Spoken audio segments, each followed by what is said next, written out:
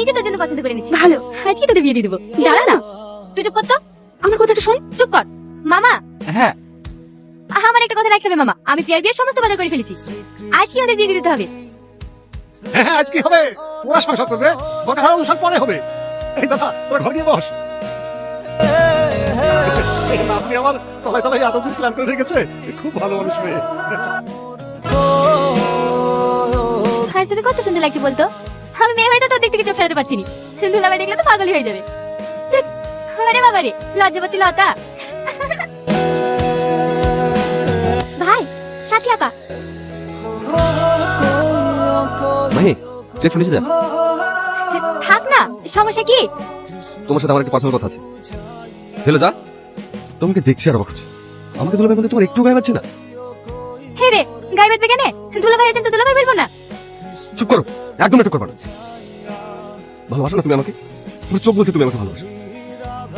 জান জান, গ্রীষ্ম কাছে চাই ফেলেন। আমি প্রিয়াকে ভালোবাসিনি, আমি তোমাকে ভালোবাসি, আর আমি জানি তুমি আমাকে ভালোবাসো। আপনার কোনো ধারণা আছে আপনি কি বলছেন? আমি আপনার শালি হই, এইসব কথা লোকে শুনলে কি বলবে?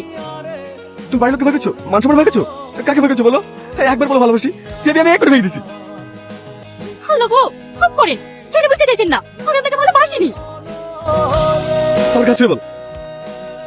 কি ছেলে মানুষই করছেন? আচ্ছা ঠিক আছে, এই আপনাকে ছুঁয়ে বলছি, প্রিয়ার কথা মতোই আমি আপনার সাথে নাটক করেছি। হয়েছে?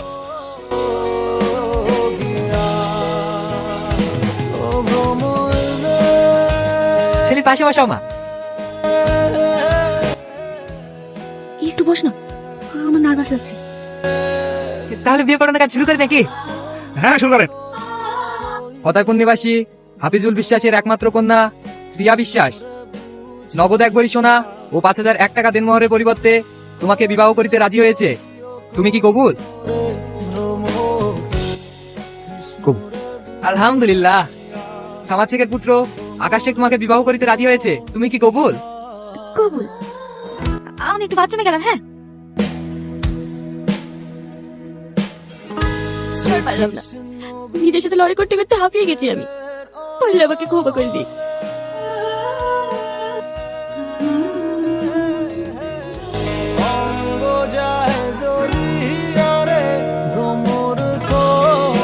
কি করতে যাবি তুই? তুমি তুমি এখানে কি করতে এসেছো? আমি কিছু বুঝিনি না। তুই কি চাস না চাস, মায়ের চোখে মাকে দিবি তুই?